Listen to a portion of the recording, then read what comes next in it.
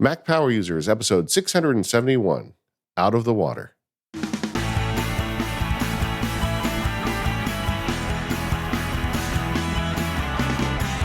Welcome to the Mac Power Users. I'm David Sparks and joined by everyone's favorite co-host, Mr. Stephen Hackett. How are you today, Stephen? I'm good, David. How are you? Man, holidays are in the air, buddy. I am feeling it. Everything okay with the Hackett family? Kids wound up and all that? Oh yeah. As we record this, they just have a couple of days of school left, and the tree's up, and presents are starting to appear under it. It's here, man. It's here. Yeah, I don't feel old enough to be a great uncle, but I am. I remember when I was a kid, great uncles were ancient people that were inevitably going to die soon. Right. But that's me now, and I've got these little nephews and nieces that are just great. Ages like 1 to like 6, and we're going to go down there in a few days, and I'm going to jack those kids up. I'm going to leave them so excited about Christmas that their parents are going to hate me, and I cannot wait. But anyway, that's the beauty of it. I just became an uncle again, so I now have 1 nephew and 3 nieces. We just had a new niece born a couple of weeks ago, so get to see them and see the baby, and it's a very exciting family time coming up. I always bring them Star Wars toys. That you can get really cheap ones, and I just like pull them out of my pocket randomly while we're there. And I always wonder when they grow up what they're going to think of me, like kooky old man with Star Wars toys in his pocket. It is a little troubling, really, when you think about it. But there you go. I feel like when you're a great uncle, you need a thing, right? Yeah. Like, I got it, man. I got it. Right. I mean, I've got, I don't think I have any great uncles left, but I'd have several great aunts left. And they all live like in Virginia, like on farms. And so, it's like that side of the family. Yeah. And so you're just like the cool Star Wars great uncle. I like it. I think it works for you. To my point, all your great uncles are gone, man. I see the clock is ticking, brother. Either way, housekeeping. I don't think we have any housekeeping today. That's cool. It's kind of quiet. Thank you, everyone who joined during the discounted membership sale. We had a bunch of people checking out more power users for the first time. So thank you all for your support. And we've got a lot of fun stuff planned for this episode and beyond. Yeah. I am always excited about stuff we're doing on Mac Power Users, and we've got some good stuff lined up for next year. Wouldn't it be great if next year we could do a live event? You think we're getting there? I think we are. I think it's going to happen. Yeah. All right. So we got that on More Power Users today. Because Steven makes me jealous constantly, I set up my second screen, and I have thoughts. So we're going to talk about that today. And I want to hear how you're doing with that second screen as well. Okay. We're just going to do a second screen extravaganza on More Power Users today. Second part of the second screen discussion. It's a feedback episode, gang. So we got a lot of feedback, and we really did get a lot of feedback this last month or two. One of my favorites from Sunnit. Anytime someone catches me, I love that. And Sunnit did. He said, we did that show on Apple Notes, and I whined and moaned about link sharing and URL sharing. And he's like, hey, there's a share sheet. You click the invite with link, and there's a link, and you can copy the link, and that's all you have to do. I totally knew that. And for whatever reason, it didn't come to me while we record the show, and I didn't put in the outline. So thank you so much, Sonny, for setting the record straight. I also, what I was thinking when we recorded it, I guess in my defense, is it should be a simple process where you don't have to go through share sheets and copy links. It should be like a keyboard shortcut. But then, of course, somebody told us, oh yeah, you can do a keyboard shortcut with Hookmark, which, we had Luke on the show, and I run Hook all the time. And I don't know why the synapses in my brain never connected to use Hookmark with Apple Notes. I just never thought of it. But of course it works, and I've been using it ever since. So if you have a SetApp subscription, Hook is now on SetApp, or if you want, you can just buy the app. You can run a keyboard shortcut when you're in a note, and it copies a link back to that note that you can put anywhere else on your Mac, which is one of my big features I want with Notes.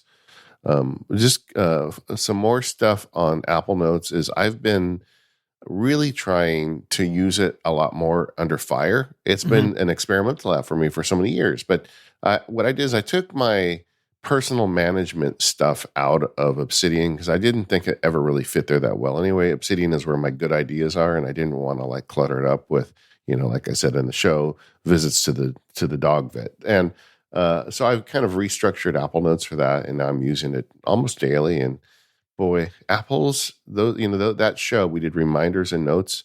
Both of those apps, I just continue to find respect for.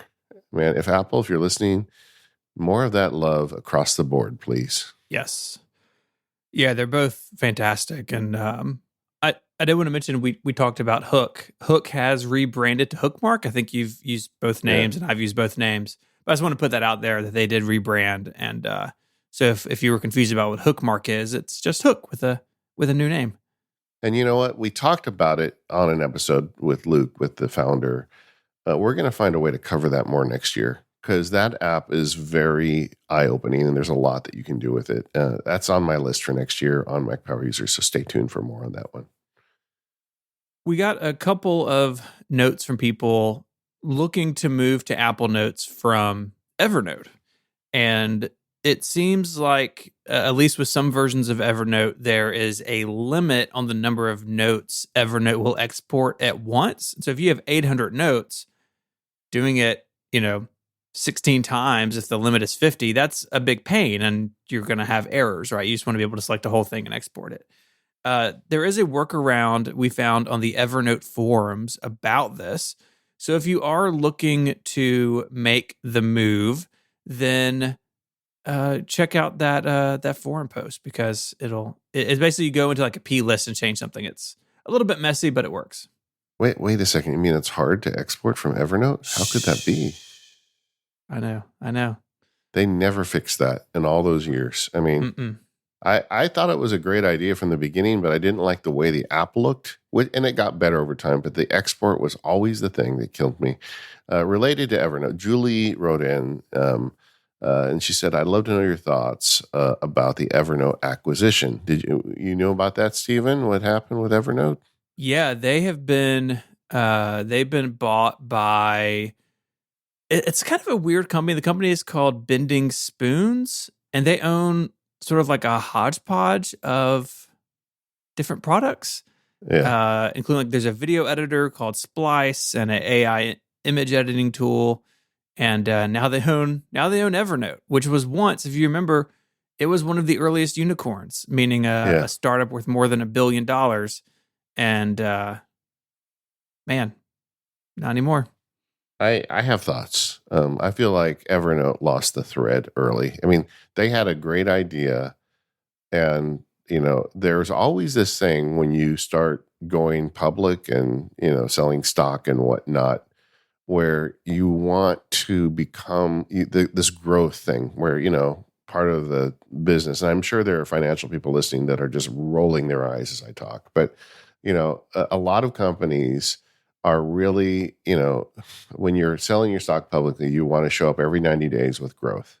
That's the game you play to get the numbers up. And I feel like, I think it's sad because a lot of companies have good products that reach a certain level and really aren't going to get much bigger. I mean, an example that's been in news lately that this comes to me is Twitter versus Facebook.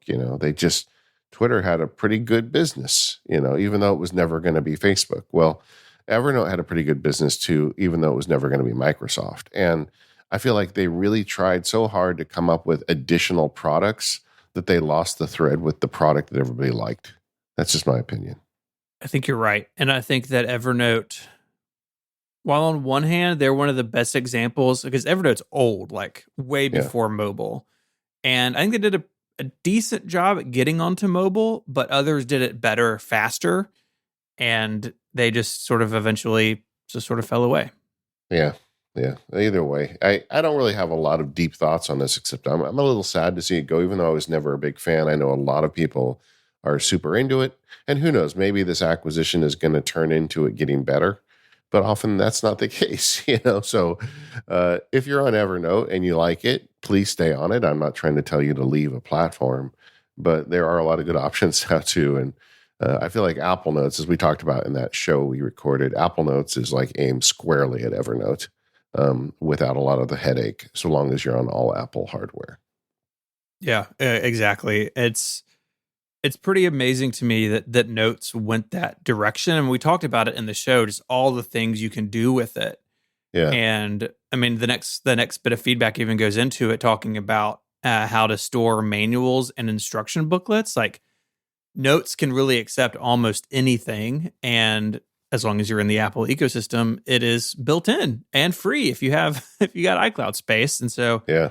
it's an example really of the first party solution. I mean, really taking over where a third party ruled for a long time. I mean, Evernote was pretty ubiquitous there for I mean, years and years. Yeah. In fact, the related question was from Chuck. He said, "What are the two of you doing to organize manuals and instruction booklets? You know, appliances, tools, workshop, etc." And you talked about it on the episode that you're putting all that stuff in Apple Notes. And this for me is like, right in the wheelhouse of DevonThink. I just have a DevonThink database with all that stuff in it. And DevonThink's AI search makes it super easy to find anything. And I just find like really long like PDFs in Apple Notes. While you can do it, it's really not ideal. Yeah, I mean, DevonThink is a great choice for this, except the way I use DevonThink, it's basically all just tech history. Like, I got enough in there. And with Notes, it's really easy to share a folder. And so I just have a folder called Manuals, and my wife is added to it. And anytime we have an appliance, or for instance, I have like the owner manuals for both of our vehicles, like anything in there, I will dump into Apple Notes. Now, I do, if it's not OCR'd, I'll OCR it first. And usually I'll use DevonThink for that. Like, I'll drag into DevonThink, let DevonThink OCR it, and then drag it back out. There's many ways to do that. That's the way that I do it. There's other solutions. But then I just drag it into Notes, and I do one manual per note, and the title of the note is what it is. And so if I need to replace, the filter on the refrigerator, the water filter, I can look up our refrigerator manual and very quickly find it and, order whatever I need. And it's been really good for me. I've done this for several years now and really recommend it. And it's really pretty easy because almost every company that makes anything, their manuals are online as PDFs. And so, maybe we spoke last time on the members episode about holiday like tech projects. This is a great one. Just wander around your house and pull PDFs down for things that you own, and then you don't have to keep those paper booklets around anymore. Yeah. The search is, you go on Google and type the name of the product, manual PDF. And every time you find it. I mean, I can't think of the last time I wasn't able to get the PDF. And for years, I used to scan them because they weren't that available. But, manufacturers have figured it out now. Some sites, like I like to buy woodworking tools from this company called Lee Valley. They put it right on the sales page. Like, before you buy it, you can read the whole manual. And I think that's smart. That's really cool. So I was thinking when I just talked, though, the reason I put them in DevonThink is because I have DevonThink. And, that's not inexpensive software, but I use it for a bunch of other stuff. So it's like I have this really powerful tool, so I might as well throw manuals at it as well. Yeah. I would not buy DevonThink just to sort your manuals. If you're not already a DevonThink user, if you don't have a good reason for it, I think I would recommend Stevens. It's free. It's a free option. Another option for this would be an iCloud folder, an iCloud-based folder that you can put it in there. You do kind of want to access it on your mobile devices. I find that sometimes when I'm under the refrigerator, I want to see the refrigerator manual. And it's nice having it on an iPad or an iPhone. So iCloud is kind of the way. You can also do it with a Dropbox account, though, too, of course. And you could just put the manual PDFs in folders. But I think the thing about Apple Notes that is an advantage, this is what I do with DevonThink, and I'm sure I would do it if I didn't have DevonThink with Apple Notes, is you can write notes too. Like, not only can you look up the air filter, you can write down the last time you replaced it and just kind of keep it all in one place. And that's kind of nice too. You don't want to have to drag your laptop under the fridge. Yeah. That's a good point. Yeah. I'm imagining Steven under his fridge with that old Mac Pro, and just like, okay, wait a second, let me just run my cable. Then we'd have a really sad episode. The time we'd have to talk about how we lost Steven because he ran a Mac Pro under a refrigerator. And, It's a very specific way to go. yeah, he's not even a great uncle yet. I mean, that's so sad. Really, where I find myself using this more than anything is on my iPad mini, where I can have, it's big enough to like have a PDF up, even if it's like a 2 up, you get 2 pages. And I can just have it, with me in the garage or, wherever I'm doing something. I find it really handy. You love your iPad mini so much, Steven? It's right here. I hear it in your voice every time we talk. I mean, it's pretty great. You're so in the bag. We should just make you the iPad power user for the show. I mean, if by power user you mean mostly using it for Netflix, then sure. Yeah. And refrigerator manuals. Okay. Well, that's your answer, Chuck. Hopefully you found it in there somewhere. Yeah. Apple Notes and don't use a Mac Pro in a refrigerator. We're very helpful. Very helpful. Reminders. We had several people writing in to say that, yeah, you're right. Reminders is great and I'm using it. I have been getting a ton of email since that show aired from MacSparky Labs members who are like, yeah, I'm all in with reminders. So I'm actually using it more with some stuff. I'm going to be making videos for the labs about it. One of the things that people wrote in about was how much they like using Siri input on it. And I think that's like one of the features that Reminders has that other apps really can't duplicate, where you can add new tasks with Siri. But in experimenting with it since we recorded the show, I find there are weird quirks about it. Like there's certain things you can do with your voice and certain things you can't. And it's odd to me that Apple wouldn't like let you set priority level and some of these other features with your voice. I mean, if you can add it with your voice, but it still doesn't do everything you need it to do.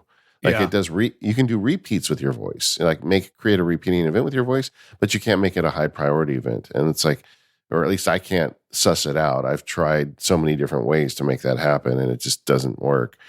So I feel like there's still work to be done there. Mm-hmm. But it was really interesting to hear how many listeners are like fully invested in Reminders. And I am not surprised by it, I've really gotten to Reminders with the voice stuff of basically just putting things in the inbox. Like I have a list named inbox. I set it as the default. Yeah. And then like I clear that out. So it's in the favorites up at the top. So right now there's one thing in there. It's something I really need to deal with today. But other than that, I keep the inbox clear. And so if I'm out and about or, don't want to take the time to fully enter something, I can put in the inbox and then deal with it later. But for me, where Siri and Reminders is so great together, and maybe it's just because I've got 3 kids and a business and life is chaotic, but I use the remind me when I get home all the time. So if I'm out and about and it's like, oh, I really need to do this or that, I'll just, even in the car, because it works with CarPlay. And spoiler alert, I think we're going to do a CarPlay episode next year. I'm excited about that one. Yeah. You can just tell it, hey, remind me when I get home to, take out the garbage. And then it sets up the geofence. And when you get home, it tells you that's due. And what's really nice is if you set one for like Home Depot, right? Like, okay, next time I'm at Home Depot, remind me to, buy whatever. If you open Reminders and you're nearby a location that's been tagged in a task, it will show up for you just right there. Even if it's buried in a list somewhere, it'll show up on the today view because you're nearby. And it's really the first time that I've used a task manager with location stuff. I mean, I've used apps that have it, but it's the first time I've really used it. And a lot of it is because while Siri doesn't do a bunch of stuff we'd like it to do, it does do that really well. And I find it very helpful, especially in the car. Yeah, I've been outlining some content for the MacSparky Labs on this, and it really occurred to me that there's 2 jobs that Reminders is doing. The first is reminders, like you said, when I get home, remind me to take out the trash or things like that. But then it also does task management with list-based tasks. And those are 2 separate jobs. And a lot of task managers don't do reminders. A lot of reminders apps, like don't do tasks. So it's just, I just continue to be impressed with this application. And like, I feel like it really sucks all the oxygen out of the room, except for like kind of the top tier task managers. I mean, I think I think this is a hard business to make an average task manager when Apple's giving away one that is so powerful. Mm-hmm. Yeah, I totally agree. Terrence doesn't like Apple Books. Terrence doesn't. So a little background here.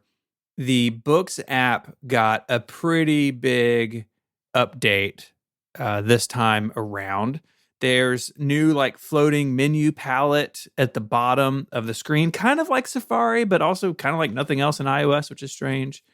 And Terrence writes, for instance, to edit highlights, you now have to use the menu at the bottom right.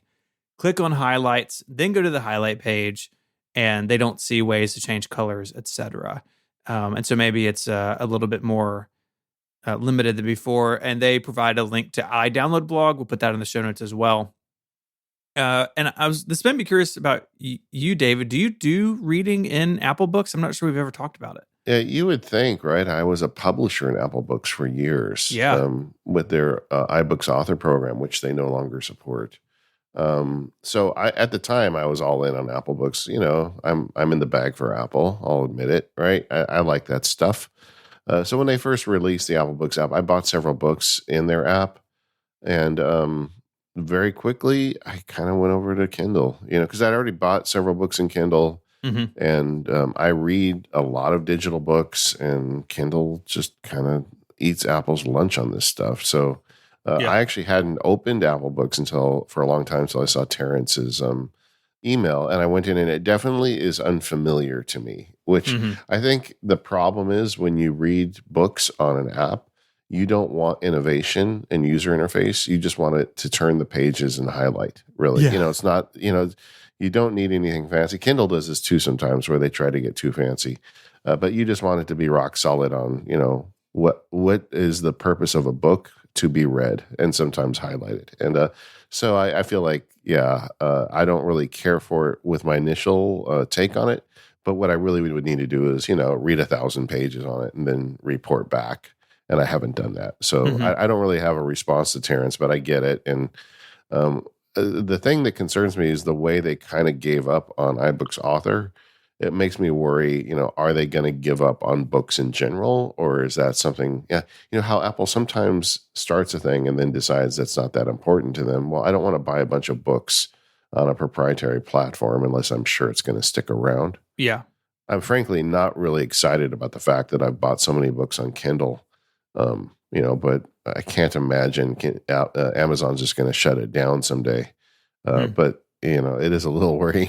And I know there's like third-party ways out there to un-DRM Kindle books, but I'm not really that interested in doing it unless, Amazon shuts down or stops selling Kindle books. But so to answer your question, I'm using a Kindle. I haven't used Apple Books for a while. And I kind of agree with Terrence's at least initial approach that I'm not so sure I like this redesign.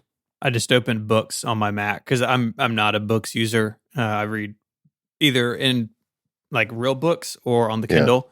Yeah. And there's exactly 4 things in here. There's an Apple style guide, and then like Apple's guide to Swift or something. And then there's the paperless MacSparky field guide and the markdown MacSparky field guide. Amen, man. Look at these books. They look like leather books, man. What a time. They were great. I was really happy with that. I mean, because before I did those books, I was working for a publisher. My books were like in Barnes and Noble, which was cool, but you couldn't teach it because, you can't teach people how to use tech with screenshots. You really need videos. So I was so happy with it. Eventually it didn't work out. The thing with me was they had a 2 gigabyte limit, and, the field guides I ship now have like 12, 20 gigabytes of files. So I can do so much more with what I'm doing now. But it was a really great platform for me, and there was nothing like it at the time. Well, and your stuff is so much better when it's video heavy. Like you're doing things now that, I mean, you definitely couldn't ever do when you were in Barnes and Noble or whatever, right? Exactly. And I think your stuff's better off for it. Oh yeah, I had a fight with the publisher so hard to get screenshots. I just remember that. It's like, 'cause they didn't want to print more pages, and it's like, I'm like, I need 7 screenshots to teach this. And like, we'll give you 3, Mm-hmm. it was like this really bizarre game of name that tune, Wow. and it was, I hated that, so that was an easy move to make. This episode of the Mac Power Users is brought to you by 1Password. Just head over to 1password.com/MPU in all caps to get yourself 20% off your account. I'm such a big fan of 1Password. I use it every day. I thought today I'd just talk about some of the things I do with 1Password. The first thing, of course, is I use it to generate safe and secure passwords for the internet. Every one is safe and unique, and all I need to remember is the 1Password to open the application. But to tell you the truth, I don't even use that password very often because 1Password does a great job of working with the Apple security protocols, whether it's Touch ID or Face ID or whatever. You just get into your 1Password data without really any struggle at all. It makes it super easy. Another favorite feature of mine is the separate vaults. I've got vaults for MacSparky. I've got a vault for myself and my wife. I've got one for the whole family. I've got my personal vaults. And I organize my passwords and credit cards and all the other data I have into those vaults as appropriate. And so Daisy and I can share the bank password. The family and I can share the Netflix password. Everything goes in the place where it belongs, but it's safe and secure at the same time. 1Password also makes it ridiculously easy to share a password securely. I mean, it's really dumb to put a password into a text message. 1Password gives you a way to encrypt it and share that data for you. And one of my favorite features of 1Password is just the idea of secure notes. For instance, all of my medical information is saved in 1Password in a secure note. As much as I like Apple Notes, I'm not going to put my medical stuff in there. I would much rather have it behind that second vault of the 1Password gate. And that way I know it's always protected and secure. Same thing for like the kids' social security numbers and things like that. I just find uses for this application every day. It's super awesome. Steven and I use it all the time. And if you want to get your family set up, this is a great time of year to do it when you're all sitting around, get everybody secure for the holidays and going forward. 1Password.com/MPU. Make that MPU in all caps to get that 20% off and let them know you heard about it here on the Mac Power Users. Thank you, 1Password, for all of your support of the Mac Power Users over the years. All right, so let's switch gears and talk about Apple Maps a little bit. We got a note from Ron. Ron has a business covering the Mid-Atlantic region and drives 50,000 miles a year. This is a lot. At least a lot for me, exclusively using Apple Maps. And he talked about guides, which we spoke about. Remember, I set up like a barbecue one in the for that episode. And Ron goes on to talk about iOS 16 with the additional feature of multi-stop routes, which they say is like a total game changer. But Apple Maps doesn't let you save multiple routes. And that's something that they would like to do. And I think you dug into this a little bit. Yeah, I took a look. I thought, well, maybe there's an angle around this with shortcuts. So I went into it. And what he really wants to do is he wants to chain multiple directions together, like get the directions to the library, then the restaurant, then the office, or, whatever. Ron drives 50,000 miles a year. By the way, every 5 years, Ron drives to the moon. I looked it up. Oh, nice. Yeah, but the... so I thought, well, maybe I can automate because you can automate a direction search in shortcuts. So I knew that was there. I thought, well, maybe I could make it so I could chain them and it would build it for me. And then you could save the shortcut, press the button, and then it would do it for repeat routes. So the answer is no, you can't. And the problem is it does the search for the route, but it doesn't start the route. And the way you make these chained routes work is you start one, then you add another one on top of it. So the best I could do for you, Ron, is you could make a shortcut for each one of your favorite locations, and then you could go ahead and then run each one individually, which isn't that much better, honestly, but it's better than a poke in the eye. But it really isn't what you need, and I think that. Once I understood the problem, this seems obvious that Apple should actually support this with a shortcut because I think they could do it. Like you could make a shortcut that says enter all of your destinations and then plan a route for me. Mm-hmm. And then I push the button on the dash to start the route. And I think their worry is starting routes automatically might be dangerous. but I would still manually start it, but it would actually map out the route for me. And then you could insert each address. And so I would recommend anybody listening to this has any interest, go to feedback.apple.com. They've got a real simple form there. Tell them what you want. And if I know that, I know for a fact that the shortcuts team pays attention to things people are looking for, because they want to keep shortcuts going. They want Apple to give them money and pay for people to keep it going, and so they want to be useful. So feedback.apple.com. Ron, go there. But anybody else who uses it to drive, I submitted one on it just as soon as I read this and kind of went through the process. Yeah, my only sort of workaround, and it's pretty clumsy, was to use the favorites feature. And if you know in a certain day you got to go to these 10 places, make them all favorites, and at least it's easier to get to them. But then you're managing that, and that's much better managed on the phone than on CarPlay. So I agree. I mean, I hadn't really thought about this. I don't do this type of driving, but it makes a ton of sense that it should be there, and hopefully Apple hears it. Yeah, it just seems obvious when you think about it. Chris showed us up. We talked about on the gift guide the extension cords, and you had that cool extension cord where you get the shorties, the 6-inch ones, and that way you can get like,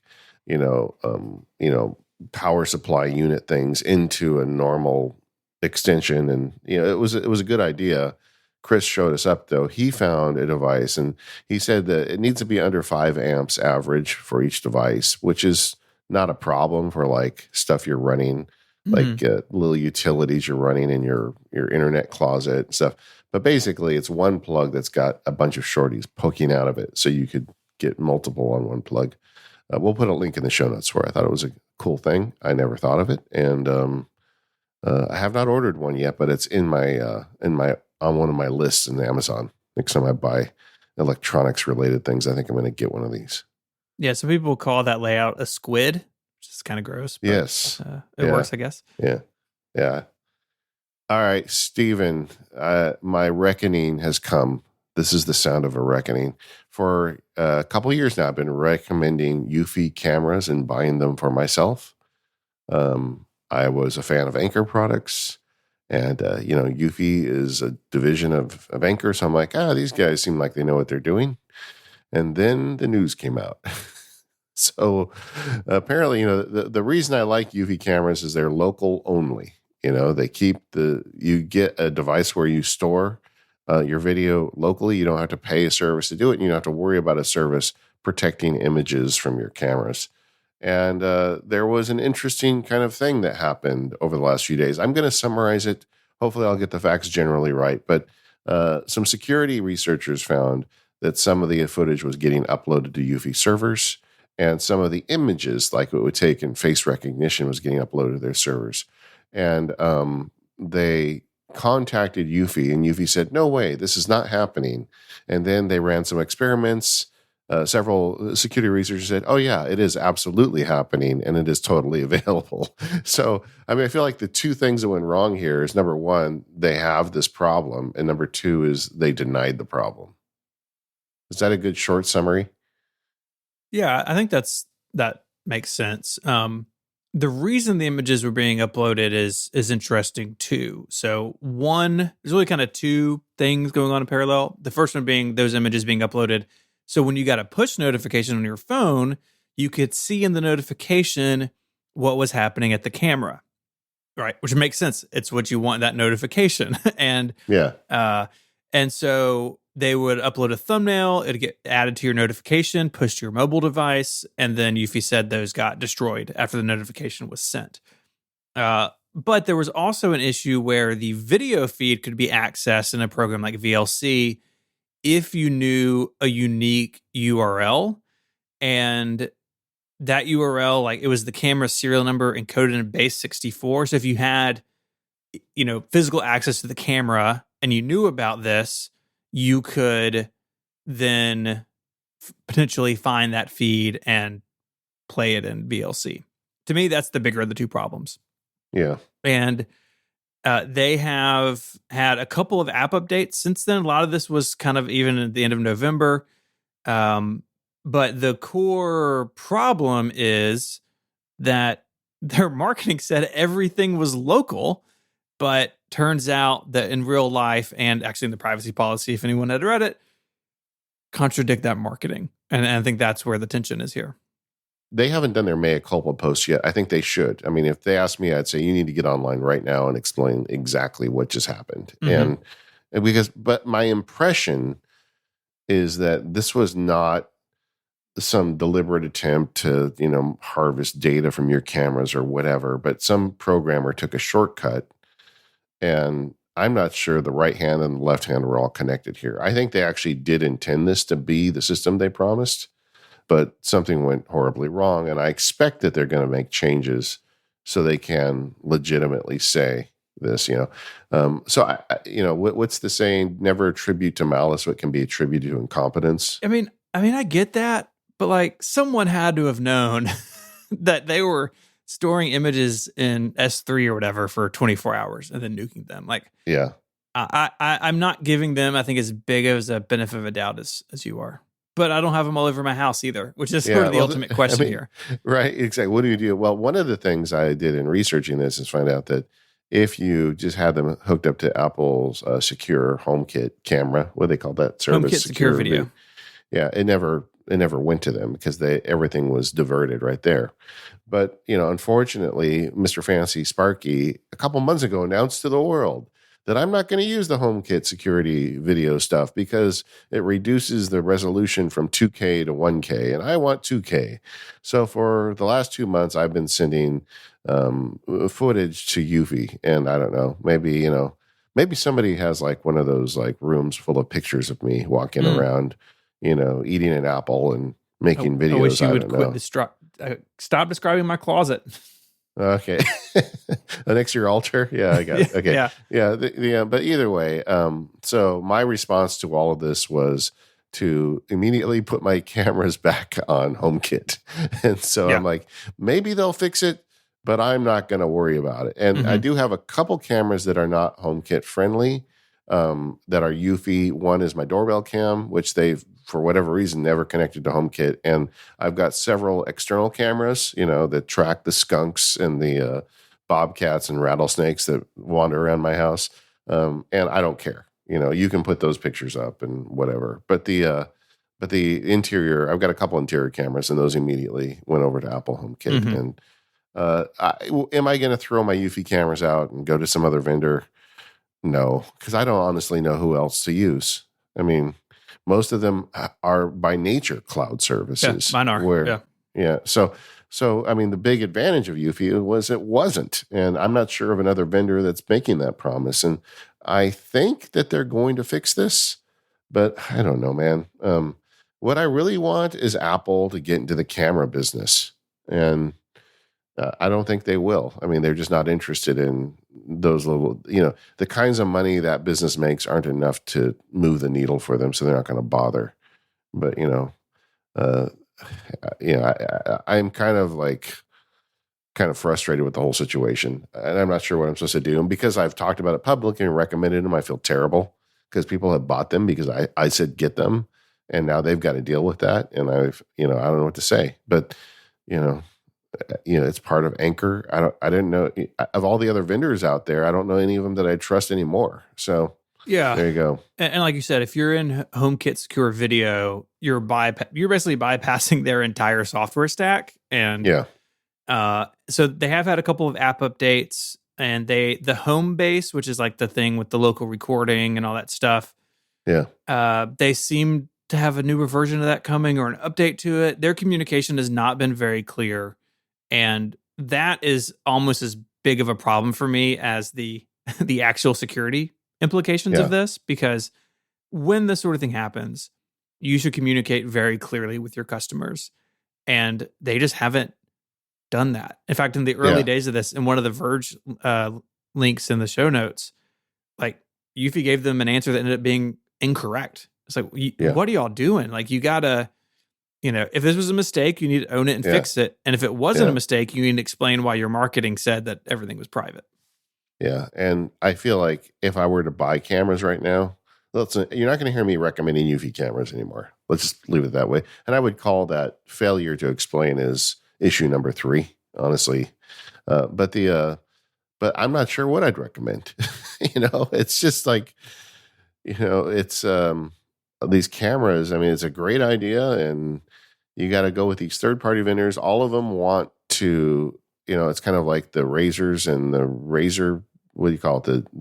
The shavers and the razor blade business, where the real thing they want is you to sign up for their $150 a year monitoring program, where then you're putting your video on their servers, and who knows how well protected they are. So I'm not a fan of that. I don't know of another vendor out there that promises reliably to have a camera system that can work with HomeKit or can store locally. So I'll do some research on it, but yeah, this whole thing has been kind of frustrating for me, and I feel bad. If you bought one because I recommended it, I apologize. I'll tell you. Obviously, I had no knowledge of this, and I try to really do a good job of recommending things to listeners that I use myself and trust, and I did, and I got bit. This episode of Mac Power Users is brought to you by Storyworth. If you're spending time with loved ones this holiday season, you're going to hear a lot of stories. The ones you love to hear, and maybe the ones you've heard too many times. But have you ever wondered what it would be like to document these timeless stories from your family? It can be challenging to write an entire book of life memories, but Storyworth makes it fun and easy. This is how anyone can write a book about their life. Every week, Storyworth will email your loved one a single life-related question that you pick from their collection.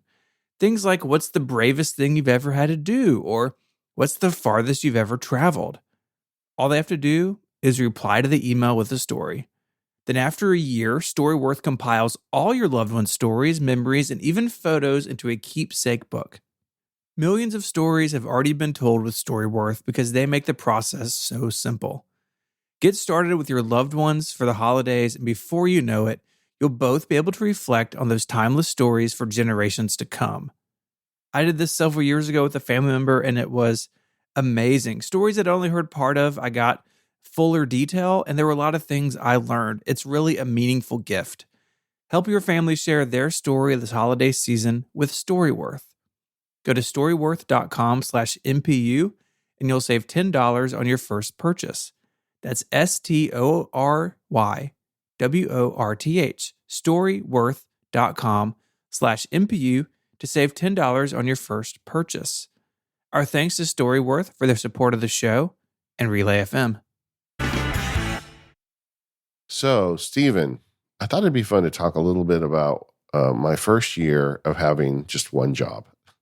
Yeah. How has it been a year? Yeah, I know, right?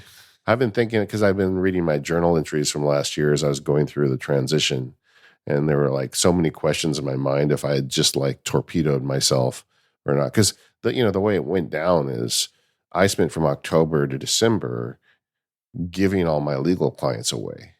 And when we announced it and I opened the labs, the ships were already burning behind me, so I didn't know if anybody was going to sign up or not. And so it was kind of reading my journal entries from last December. You can see that I was a little nervous, but also excited. Yeah. So it's been a year just about, and we did that episode talking about it when you launched the labs. Yeah. And I'd love to know how that's going. What has worked, what hasn't. We have some listener questions in the next section, but yeah, sort of, big picture, how has the year been? Overall, it has worked far better than I had any expectation. Awesome. It's just been great. And I do, as the MacSparky thing, I do the podcasts. I have 3 podcasts. I do the blog and make the field guides and do the MacSparky Labs. So I added that MacSparky Labs as I shut down the law practice. And all of those various lines have worked really great this year. And the thing, I guess let's start with the law practice. Getting out of the law was a big deal for me. Like at the time, I think I had spent like 35 years between school and practice in that racket. And the thing that was most shocking to me that kind of occurred over the first 6 months of the year is just how much I was stressed out about being a lawyer. And anybody I know we have a lot of lawyers that listen, and they know this. There is a certain amount of stress that comes with that job, because every time a client asks you a question, it's an important question, and if you get it wrong, it hurts them. And you don't want to hurt them, right? Set aside the whole discussion of malpractice and whatnot. But I mean, for me, a lot of my clients I'd known 20 years, and I didn't want to let them down. And I used to wake up at 3 a.m. sometimes worried about a client problem. And during the pandemic, it was really hard because I was trying to keep people from getting foreclosed upon, or, keeping their business afloat. And it was tough. And there's a somewhat famous David Foster Wallace quote about goldfish. Have you ever heard that one? I don't think so. Yeah, I think he did it in a commencement speech, but there's two goldfish swimming by each other, and the older fish says, "How's the water?" And the other one says, "What the hell's water?" That's good. And honestly, I feel like that was my relationship with the stress of being a lawyer. I had no idea how much it was weighing me down until I got out of the water. And it was shocking. When I look back, I'm like, how on earth did I do that for all those years of trying to do the MacSparky stuff and keep the law practice going? And people have written me asking me that question over the years. And you know what? I just did it. Sometimes you just do stuff. But getting out of it is really it is really, it's just being out of the water, and that's something I didn't even realize was going to happen. And I know there's law students that listen, and I'm not saying that you shouldn't be a lawyer, and it's a great profession. You can really help people. But I had just kind of reached a point in my life where I'd been doing it a long time, and I needed to be repotted. And I'm so much more excited about the stuff I'm doing as MacSparky that I just wanted to focus on that. And so that was one of the things that was a bit of a shocker, really, was how much less stressed I would be not being a lawyer anymore. And that was a benefit I didn't even realize, Yeah. Yes. So turning to, being the full-time MacSparky, I mean, I'm a Labs member, and it's been incredible to see the pace at which you put things out. I wonder if you could talk a little bit about that pacing, and do you think, next year will kind of be a similar amount of content and how that looks? Yeah. I mean, of course, the Labs is a new thing this year, and I wanted to do it right. And, the people who joined the Labs, I mean, a lot of people joined it. They just signed up for a year after we published that show last year. And it's just such a tremendous show of faith in me, to sign up for something that I hadn't done anything on yet. And I said, okay, let's try it, and so I did feel like I want to make sure everybody gets their money's worth. But also I had all this energy that I was spending on being a lawyer that I now had extra time. And the thing I've always wanted to do is share the process with people about how I go through and figure things out, and, just engage more with people about this idea of being more productive with our technology. I mean, and so this Labs gave me the space to do that. I looked yesterday. I have published 260 pieces of content to the Labs so far. Wow. And we're not done with the year yet. I mean, and that includes a lot of videos, a weekly podcast, newsletters, just like whatever. I looked at my memberful numbers, and there's been 260 publications through there, and we're not done yet. And that's great. I feel like that's what I wanted to do. But the other thing I had to do this year was figure out how the machine works, right? I mean, the Labs was the new thing. Like I had like a thing where there's 3 membership levels, and I wanted to have different RSS feeds depending on which membership level you sign up for. Well, Memberful, built that into the system for me because I asked for it, and so I had to set that up, and, I had to figure out what's a calendaring system that all these people can use. And then I do a lot of video calls with the members. Like we do virtual meetups, we do deep dives, we do all these different things, but I wanted an easy system so you could sign up for it, get the Zoom link, and be able to attend and know if things changed and get so there's a whole system that had to be built for that. And So this year really has been a heavy year of process for me, of figuring out processes to make this stuff efficient and work better, and track every little, for each one of those 260 pieces of content, that's a project, and I got to figure out what's going to be in it, how I'm going to do it, when's it going to get published, who gets it, all that stuff. And so I spent a lot of time this year on process. And in terms of your question, you think it's going to go up or down? I think it'll probably be about the same next year, but it'll be less intense for me because now the processes are kind of built. Yeah, I definitely had a similar experience when I went independent, where it took me quite a while to sort of get the infrastructure in place to be able to do things on a regular basis, like in a sustainable fashion. Yeah. And I think a lot of people deal with that, when they either go into their own or even just changing jobs. You got to figure out what works and when it works and that sort of thing. But it sounds like you're really looking forward to year 2, which is really exciting. Yeah. I mean, we've got an episode of Focus coming out where Mike and I talk about, kind of like goal planning and priorities. And there's a labs segment that we do this planning stuff on. And really for this year, I was really focused on not jumping to conclusions about the best way to do things. I feel like when you make a transition, it's really easy to say, well, I'm just going to do it this way from now on without really thinking about it. And then you create these systems that are really, not that great, but that was the first idea that occurred to you. So you stick with it. And then over the course of years, you pay a price for that, for not being more intentional when you set it up. So that was a big goal this year, is like, okay, when I need to solve a problem, I want to think through all the options and come up with the one that actually works. And that takes time, and it takes some failed experiments and, structure and setup. But then I feel like I've largely got there, and I'm going to keep an open mind going forward about process. But what I really want to focus now on is just, getting the product out and using the process I spent a year building. But I would recommend, if you ever make a transition, be careful, because the transition is the opportunity to build new habits and change the way you do everything. And that's kind of intoxicating. But it's also something you got to take serious, right? You don't just like jump into the first thing. And spend some time figuring out the best process for whatever it is you're moving into. Yeah. But at some point, then you got to say, okay, this is figured out good enough. Now I just want to really put it in place and get the payoff for that investment. So that's really, I started that in about November. It didn't take me the whole year to figure out process, but it took me nearly a year. And going into next year, I don't see myself adding a lot of new features to the labs.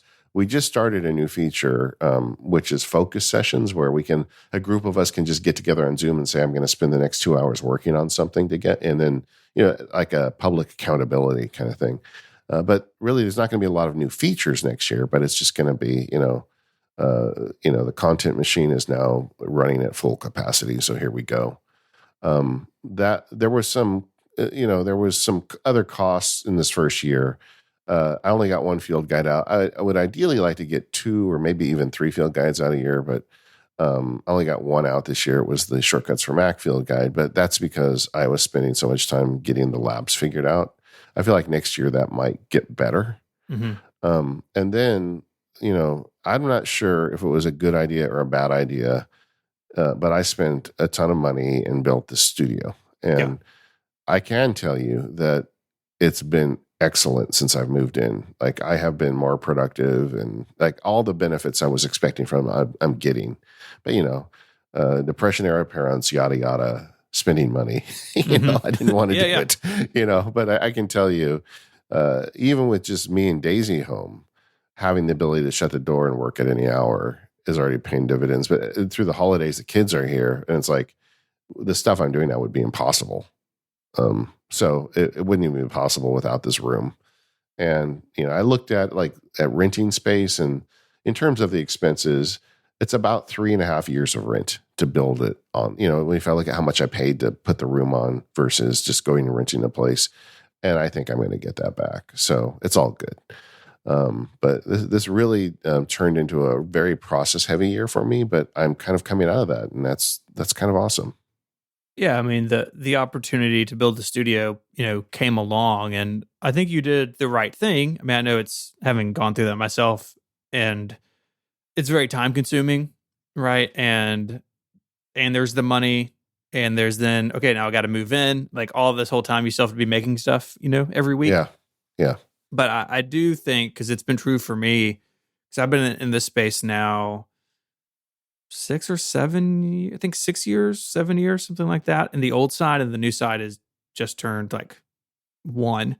Yeah. It's so useful for me to have dedicated workspace and all the things we talked about throughout that process.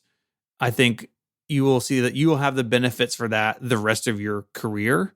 And even though like maybe the first year it was a lot to take on, well, now it's just done. And you have a place where you can make stuff and you don't have to, do the dance around the house you used to do. I mean, we used to talk about like the bag you would use to go upstairs and downstairs when you were recording shows. Like, oh, that's gone now because you have this dedicated space. And so I think, from my perspective, I think it's been totally worth it.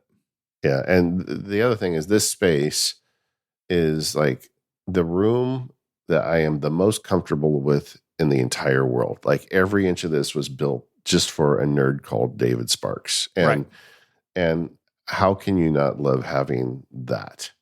I mean, I'm not sure I've ever been as comfortable. Maybe my childhood bedroom, but this is just great. And every corner of it's for me. And, I've got my nerdy stuff on the walls. I've got, my computers and everything set up. And I just love this room. Every time I come in here, I smile. And I've not had that experience with any workspace my entire adult life. So, yeah, I guess I should restate. I'm happy I did it, but it did hurt,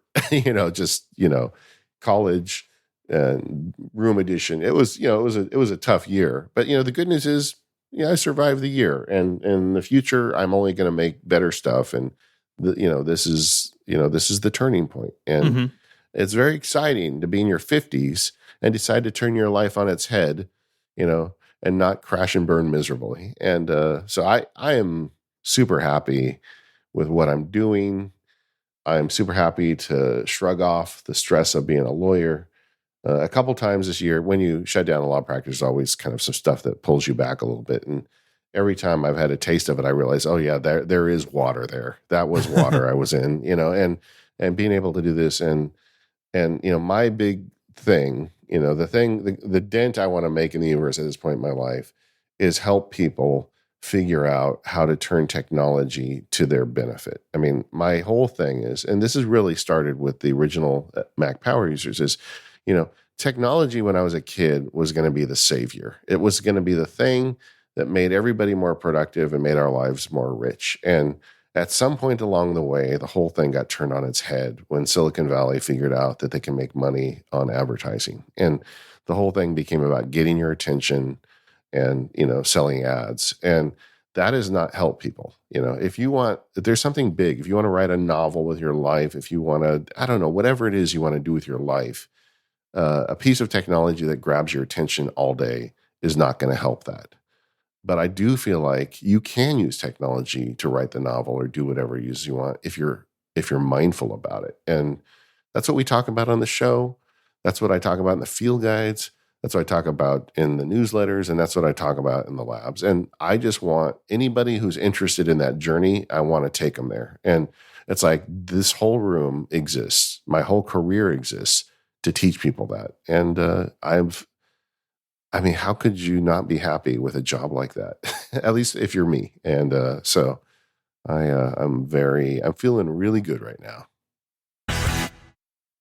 This episode of the Mac Power Users is brought to you by Memberful. Go to memberful.com/MPU for best-in-class membership software. You can get started right now with no credit card required. Man, I am so thankful for Memberful this year. The big thing I did this year was get this MacSparky Labs figured out, and Memberful was my partner throughout the process. When I first set it up, they were there for me, and throughout the year, as I've been making additions and changes, they've been there for me as well. Memberful is the easiest way to sell memberships to your audience, used by the biggest creators on the web. I'm not the biggest, but I'm on Memberful, so I'm one of them. With Memberful, you can generate sustainable, recurring income while diversifying your revenue stream. Memberful just makes it super easy to generate that extra revenue stream and deliver bonus content to your members. I was nervous when I quit being a lawyer. That was half my income. And Memberful really helped me make up that gap With Memberful, I'm able to have members come in. I'm able to give them custom content. As we talked about in today's show, I have now published over 260 pieces of content to my members, whether they be videos or podcasts and newsletters, just tons of great stuff. And Memberful made it super easy along the way. They did all the admin, so I didn't have to. I was just able to focus on making good content for the people that support me. So if you're interested in setting up a membership program, I couldn't recommend Memberful enough. They have the features you need, but they're also constantly adding features, and the service just continues to improve. So maybe you're already producing content and relying on advertising or other means of income. Well, Memberful makes it easy to diversify that income with everything you need to run a membership program, including custom branding, gift subscriptions, Apple Pay, free trials, private podcasts, and tons more, while leaving you with full control and ownership of everything that relates to your audience, your brand, and your membership. I could not be happier as a Memberful customer, so I can't recommend it highly enough. And you can now send paid email newsletters directly through Memberful without needing to connect to their third-party email provider. You can even publish your paid newsletter content to a Memberful-hosted members-only website, and there's no additional fee when signed up for Memberful's Pro or Premium plans. Plus, you'll save money compared to the other popular hosted newsletter platforms. So if you're a content creator, Memberful can help you monetize that passion. Get started for free at memberful.com/MPU. There's no credit card required. And once again, that's memberful.com/MPU. Go there now and check it out. It could be the start of something exciting. And our thanks to Memberful for their support of the Mac Power users and all of Relay FM. So, David, I went to the forums and I wanted to get some questions from the MPU audience to direct towards you a year into your fully MacSparky life. And so we got quite a few of these. I'm trying to group them into like similar topics. But let's start with Mal, who writes, when you said to yourself, I'm going to go for it as a full-time MacSparky, what were the feelings or thoughts that pushed you to cross that line? Courage, fear, something else? They say they're close to that line themselves and want to know what you went through. Yeah, it was, the answer is all of those things, really. I was definitely fearful in the sense that like we're kind of at that max expense period of our life, putting the kids through college. I mean, a personal thing of me is I've always wanted to get my kids through school debt free, and that's not possible in a lot of circumstances. Like, at one point, one of my daughters got into Carnegie Mellon, and if she had chosen to go there, there's no way I would have been able to pay her tuition for her. I would have helped, but I don't have enough money. I don't know what I would do, sell kidneys or whatever, but I wouldn't be able to get her through Carnegie on her own. But fortunately, my kids have gone to a lot of the Cal State and the California universities, where if you are a California resident, it's still expensive, but it's not like sell your kidney expensive. And so I thought, well, if they go to those schools, I can get them through debt free, and I just want to give them that. Like my oldest has now finished. She took a teacher job. Well, teachers don't make a lot of money, but because she didn't have any student debt, that makes it a lot easier for her. So that's been a big thing of mine. So I wanted to get the kids through, but right now I'm at the point where number one was in grad school, but now it's finished. Number two is in undergrad and heading to grad school. So I'm not out of the woods on that yet, right? The house, we're still paying off the house, and all this stuff. And so I was worried about money.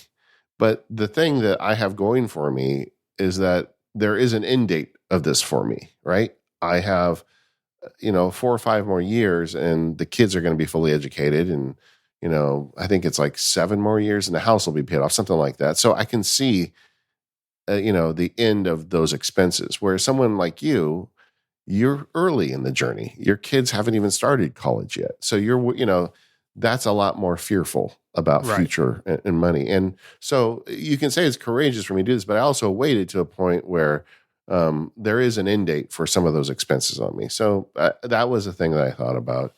The other kind of thing about it for me was, feeling, the impending death. I've never talked about midlife crises. I never really felt like I had one. To me, midlife crisis is where you get halfway and you're like, man, what I've done so far has sucked, and what good am I? And I'm going to go buy a Porsche, right? I never felt that because I always liked the stuff I was doing.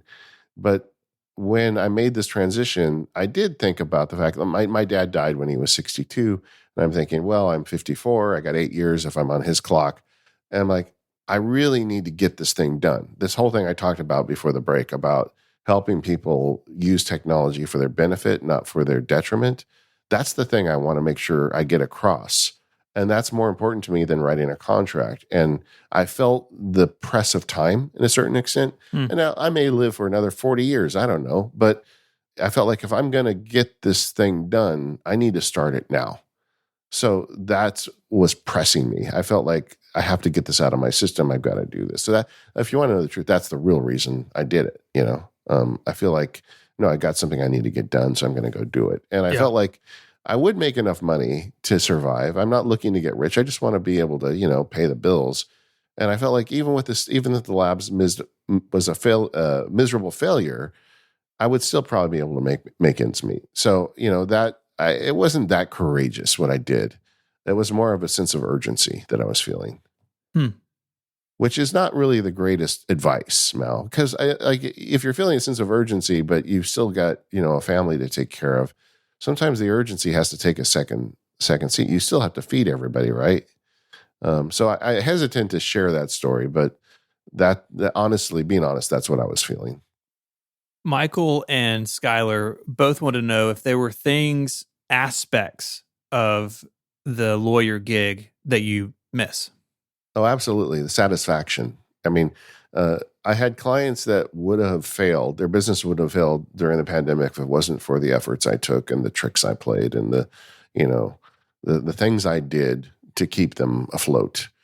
And throughout my career, there are lots of people and businesses that I helped in that way. I feel like my mix of compassion and knowledge came to benefit people. And I miss that, of course, helping people out, but it's offset because I'm doing essentially the same thing in the new job, just on a different, a bigger scale and smaller touches, I guess I would say.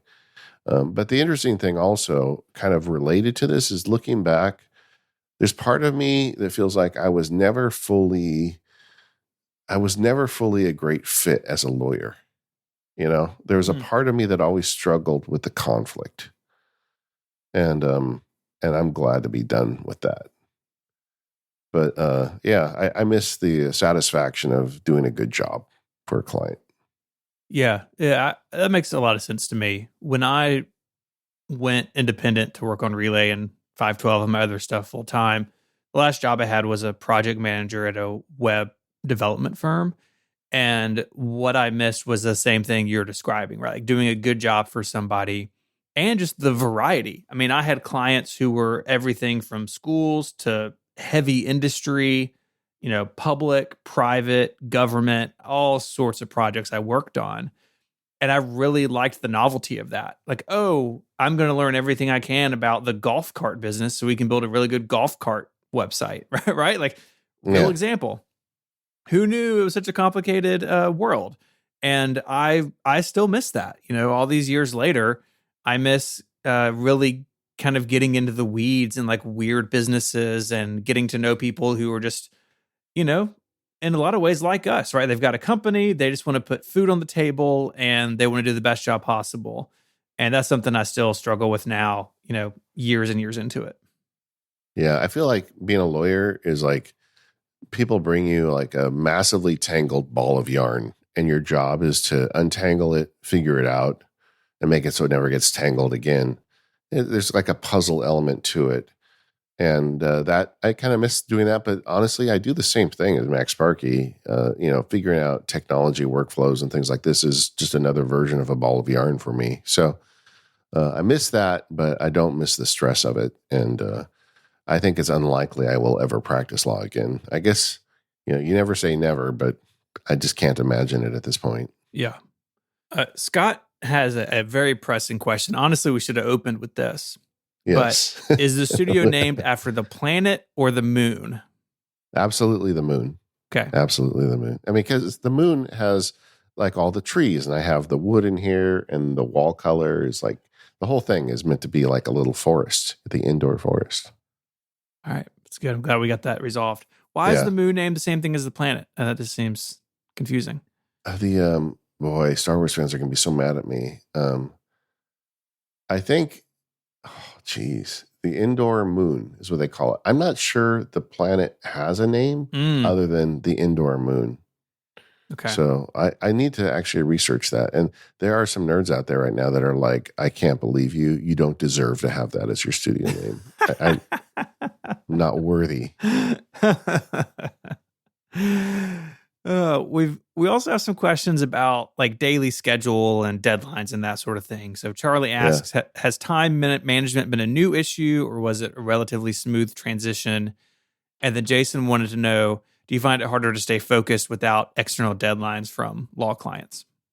Okay, so I'll start with Charlie's question. This has been such a joy this year because as a lawyer, and we got people listening who are lawyers and doctors and people who do professional services, and you know that your schedule is never your own. I joked last year when I announced what I was doing that the last time I had complete control of my schedule was 1992. Mm-hmm.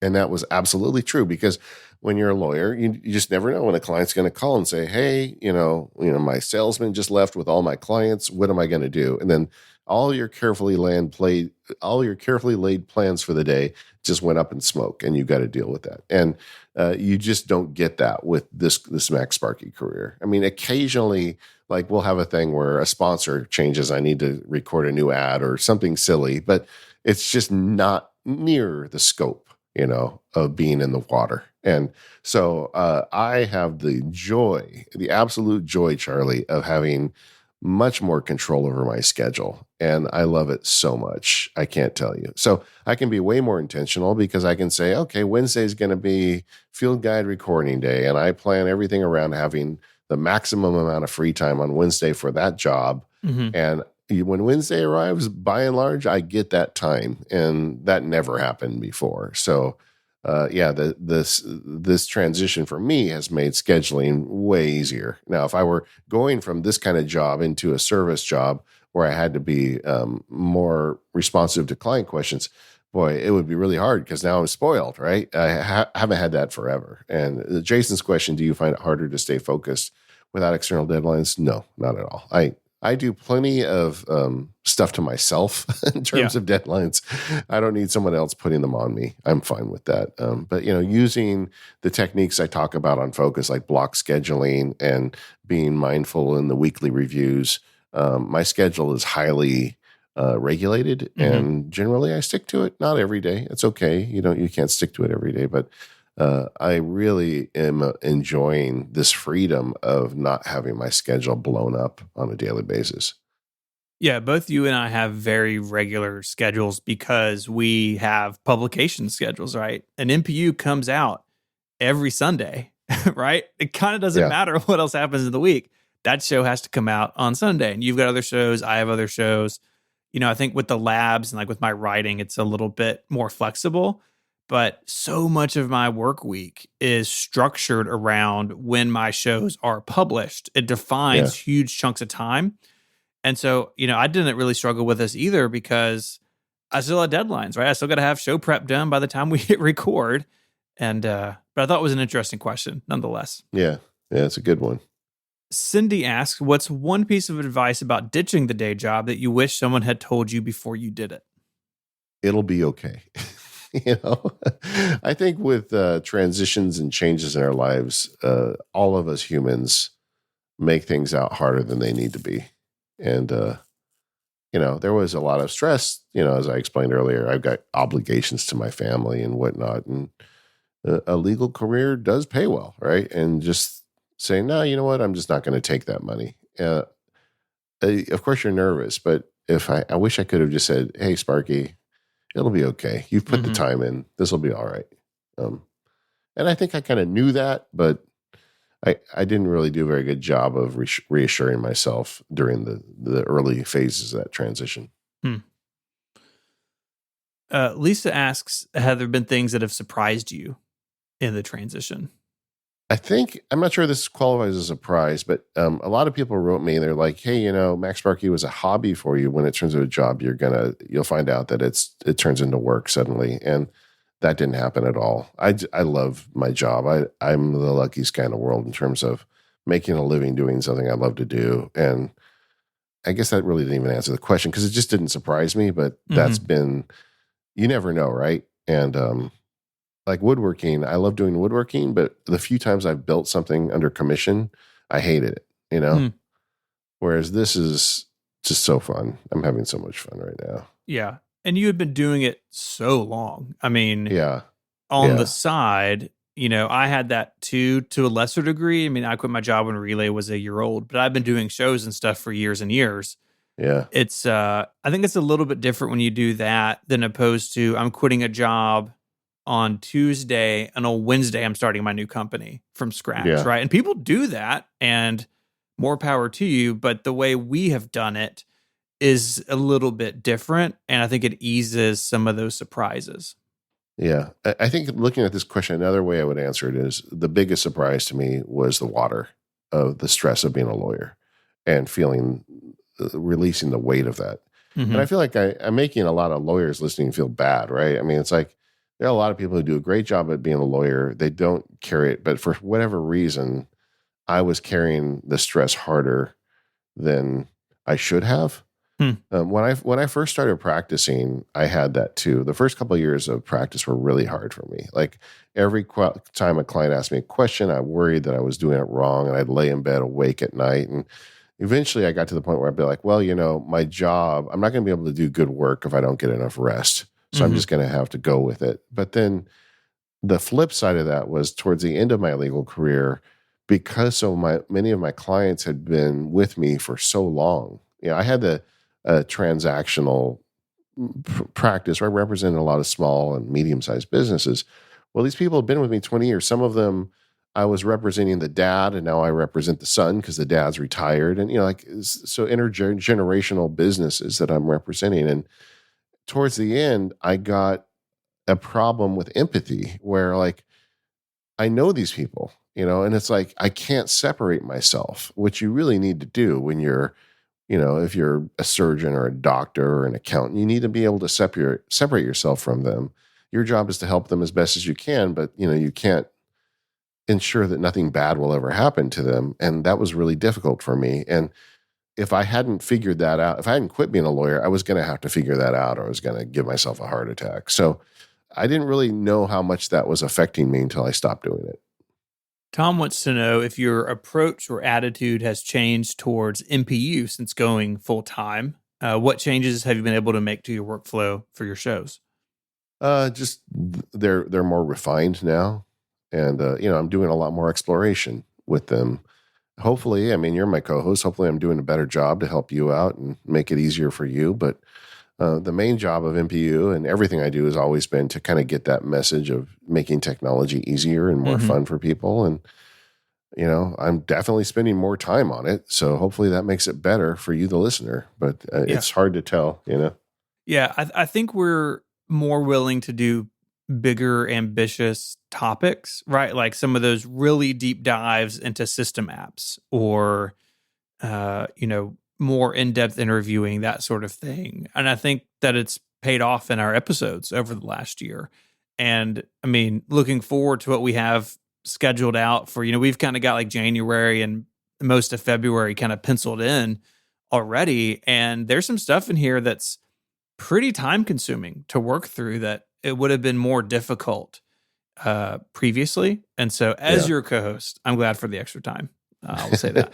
Well, you were the very first person other than my wife that I told about it. Yeah. I remember the phone call, and I was like, yeah, do it, man. It's going to be awesome. We were at, we went, we have the passes. We were at the Disney California Adventure. And the other day we got a sandwich, and I sat down at the same table that I called you at. Because we talked, I was there because we, what we do when we make big decisions, we go to Disneyland. And I'm like, every time I walk by the table, I think about you because that's the table where I first told someone other than Daisy that I was going to do this. Yeah.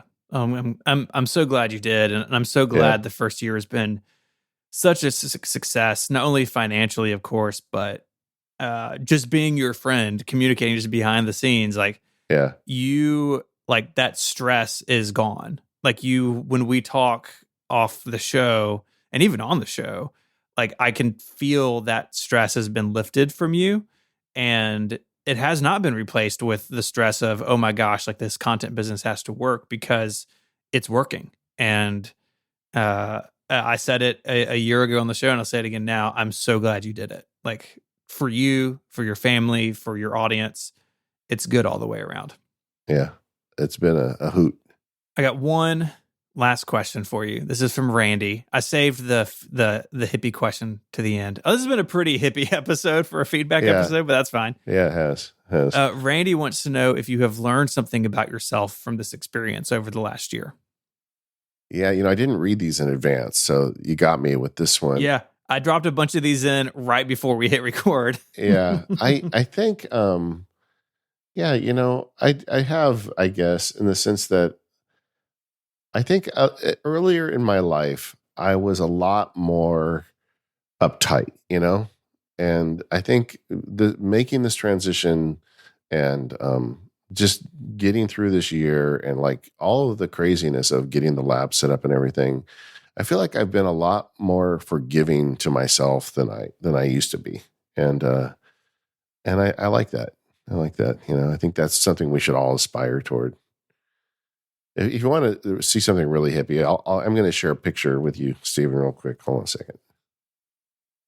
If you want me to go full hippie, Stephen, I shared this in More Power Users, but we had all these extra pavers from the construction, and I set them up in the backyard, and I decided to just make them represent my life. And at the beginning, they're super clean and sharp and like looks like a chessboard. And then as you move across, they just start to get random. And that's kind of the way my life has gone, and I love it. Yeah, it's exciting, and to be able to do it after such a successful law career, right? Doing it after you've done something for decades is not a chance everyone gets, and so I'm glad that it has been such a good year for you and your family. Well, I mean, somebody asked me, "How is retirement?" I'm like, "Are you kidding? I'm working harder now than I ever have. I've got the gas down all the way, but it's fun, It's like you jump out of bed in the morning, and I mean, I'm very lucky." This episode is made possible by Electric. Turning a small business into a big business takes work. You have to keep your ear to the ground for things that will help you take things to the next level. But this is hard when your attention is pulled in different directions, because that's the reality of being a boss.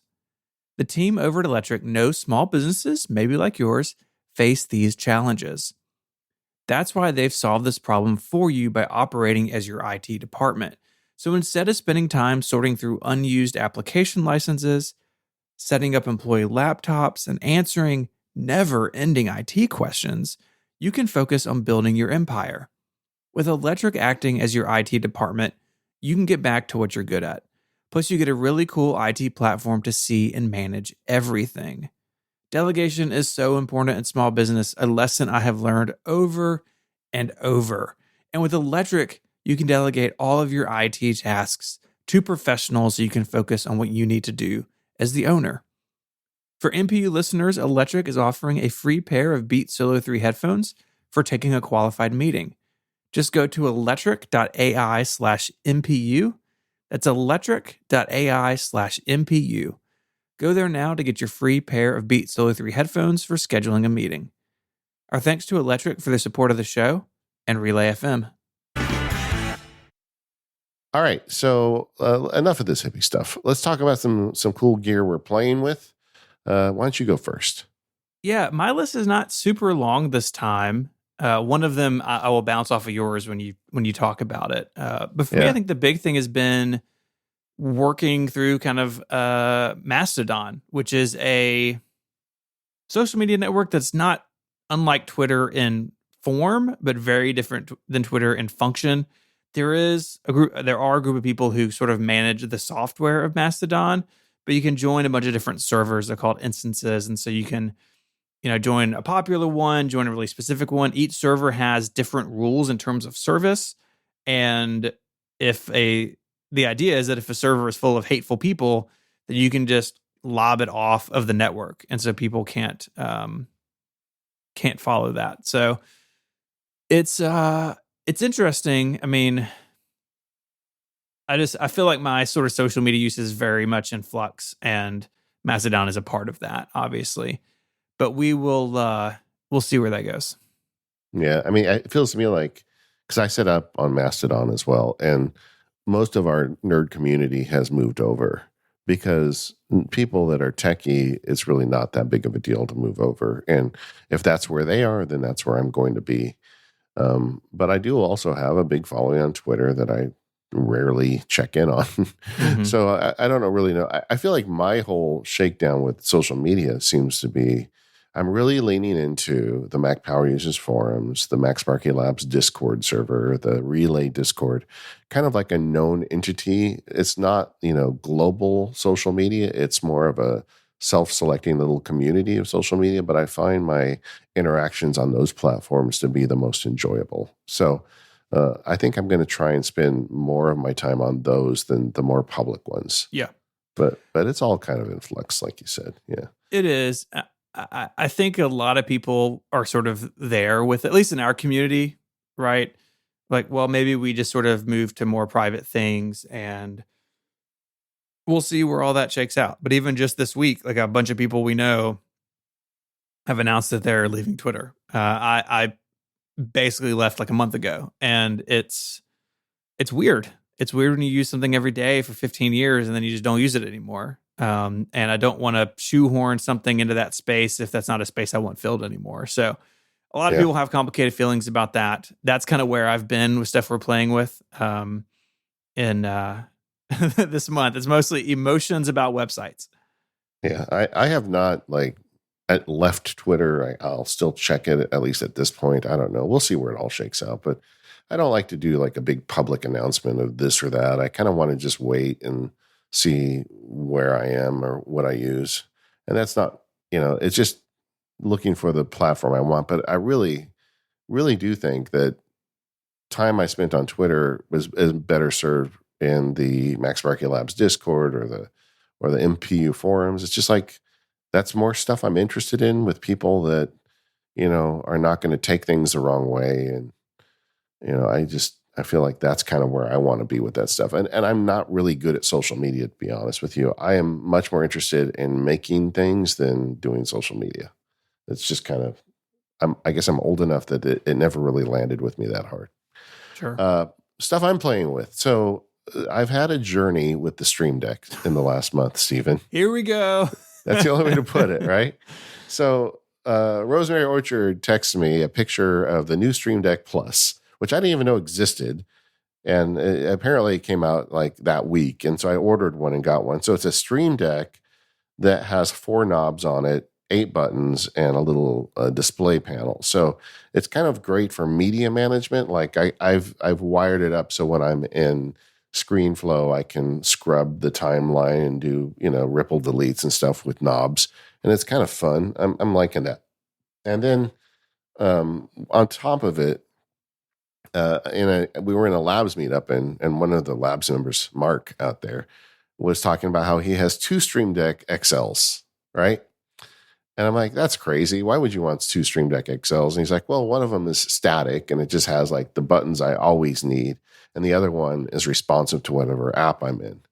And then the little voice in the back of my head said, oh, that's kind of a good idea, And then I said, well, Mark, you win. And then somebody I didn't want to be named, but somebody in the lab said, hey, I've got one I don't use. If you want to buy it off me, you can have a second one too. And I bought it off of him. So now I have 2 Stream Deck XLs. So my desk truly looks like the Apollo capsule. And I love it, man. You even got the little like Etsy deal, right? To mount the 2 regular Stream Decks like in a stack. Yes. The thing that I made fun of on the Mac Power Users 2 years ago. I'm like, what kind of insane idiot would need the rack to have 2 XLs? Well, now I've answered my own question. You get a lot of buttons really there. It's really fun. I have 68 buttons between 2 Stream Decks XLs and 1 Stream Deck Plus. and I'm not using them all yet, but it's pretty awesome. Like there's a great plug-in for Stream Deck called Crab's Time, and it allows you to set up a clock buttons across the top. Have I sent you a picture recently, Stephen? Yes. In fact, I'm going to put it in the show notes. You sent me one of the stacked. Yeah. And layouts. It's just awesome to have, the time and date there, but also just like all of the main buttons. And they're not all filled out yet, but like if I'm in Zoom, the bottom panel just fills up with the entire Zoom suite, and if I am working in Apple Mail or OmniFocus or Fantastical, all of my buttons show up. And I really do like having that functionality. We'll see. We should probably check it in 6 months to find out how much I'm actually using all these. And I didn't mention, I also own the pedal, which I bought last year. So, I think, pictures of me on the wall, they probably got one of me at El Gato because, I'm the whale. That's right. But but it's just great, having that stuff and the labeled buttons, because you always forget like all of the weird functions and little tools. Like I was looking right now at my Mac Power Users screen of buttons, and a bunch of them are bookmarks opening certain things we do and tab groups. But then I have buttons that like automatically copy the files to the folder for the editor, and buttons that turn on the lights and run timers, and just the whole thing I can make for this one job of being a Mac Power User. I'm using about 20 buttons for all the things I do in that job. And and that's great. I don't have to remember keyboard shortcuts. I don't have to try and trigger scripts with the keyboard while we're recording. And, just kind of carrying that over to the various contexts of my life, I think I'm going to find use for this stuff. So that's one thing. Okay. But there's another thing. I also bought a Nomad watch band that I wrote up about briefly on MacSparky. Stephen and I share a love of orange. We do. Nomad makes a Flora elastomer. Did I say that right? But sure. I think so. they make that rubber that Apple uses in their watch bands. They make one too. And it's a really nice bright orange. And they have two of them. They have the sport one and they have the rugged one. And I did the review of the sport one, but they also have the rugged one, which is cool. And they're nice bright orange. And if you have an Apple Watch Ultra and you want to like carry the orange theme across, they're affordable. I think they're about $50. They're half the price of Apple's watch bands, and they're great. So I got one. I like it, and I think I pushed you over the edge too. Yeah, I've been eyeballing this. I've been wearing the Trail Loop basically exclusively since I got it, but this Nomad one has caught my attention. And so after your review, I've got one on order. I don't get it. I think there's like the end of January, but I'm looking forward to checking that out. I'm going to do a serious spring cleaning on my watch bands. I have way too many. And because you can get them on Amazon for like $5, and I fully partook in that. So I've got all these like watch bands, and I was looking at a bunch of them that I like never use anymore. I'm going to start, I think at the holidays when my family's over, because, the Apple Watch has propagated through the family. I'm going to just bring them out and say, okay, everybody, take some watch bands. Mm-hmm. And there are benefits to being related to me. I'll tell you, you get some cool stuff once in a while. My brothers-in-law, like now they're like my nephews in Star Wars figures, but it's tech. Every time my brothers-in-law come over, they're like, so Dave, you got anything you don't want anymore? They just ask me direct now. That's fantastic. Well, I think that does it. Yeah. Well, that was fun. We had a hippie segment today. We had a lot of feedback. It's kind of fun getting all those cobwebs blown out as we get towards the end of the year. Mm-hmm. As this episode releases, we're not so far away from some pretty big holidays. I hope you all have a good one. Merry Christmas, Happy Hanukkah, whatever it is you celebrate. We are so thankful to have you in the audience of the Mac Power Users. We look forward to bringing you more next year. In the meantime, thank you to our sponsors, 1Password, Storyworth, Memberful, and Electric, and we'll see you next time.